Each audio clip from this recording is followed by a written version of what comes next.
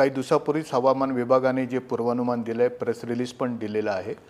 तर त्याच्यामध्ये आम्ही असं म्हटलं आहे की जे जागतिक स्तरावरती जे क्लायमेट मॉडेल्स आहेत आणि भारतीय हवामान विभागाची पण जी मॉडेल्स आहेत त्याचा जर का अभ्यास केला तर हे आढळतं की येणाऱ्या 4 ते 6 आठवड्यामध्ये अल्निनो जो विषुववृत्तीय प्रशांत महासागरामध्ये सध्या तीव्र स्वरूपामध्ये आहे त्याची तीव्रता कमी होण्याची शक्यता वर्तवली जाते.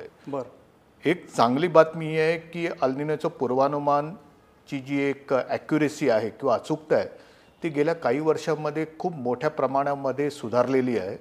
त्यामुळे हे जे पूर्वानुमान गेल्या काही दिवसापूर्वीच हवामान विभागाने दिलं आहे की तीव्रता पुढच्या 4 ते 6 आठवड्यामध्ये कमी होणार आहे, ही आपल्यासाठी चांगली बातमी आहे असं मी म्हणेन. तर सध्या हवामान विभागाने असं म्हटलं आहे की अल्निनो जो आहे प्रशांत महासागरामध्ये विषुववृत्तीय प्रशांत महासागरामध्ये तो तीव्र स्वरूपामध्ये आहे आणि त्याचा प्रभाव जो आहे तो सर्वसाधारणतः आपल्याला जूनपर्यंत दिसण्याची शक्यता आहे. अर्थात त्याच्या अगोदर त्याची तीव्रता हळूहळू कमी होईल. ह्याचा परिणाम काय होईल जसं आता तुम्ही थोड्या वेळपूर्वी बोलताना म्हणालात की आपल्याकडे सर्वसाधारणतः जो उन्हाळा आहे जो आपल्याला मार्च ते एप्रिल मेचा जो उन्हाळा आहे तर हा उन्हाळा जो आहे तो अधिक तीव्र असण्याची शक्यता याच्यामध्ये नाकारता येत नाही आहे.